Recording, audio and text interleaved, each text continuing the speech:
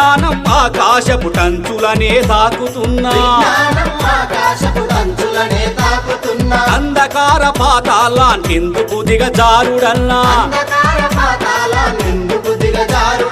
ఆధునికత అంటే మూగ జీవుల బలి చేయడమా ఆధునికత అంటే మూగ జీవుల బలి చేయడమా ఆటవికపు అలవాట్లను కొనసాగిస్తుండడమా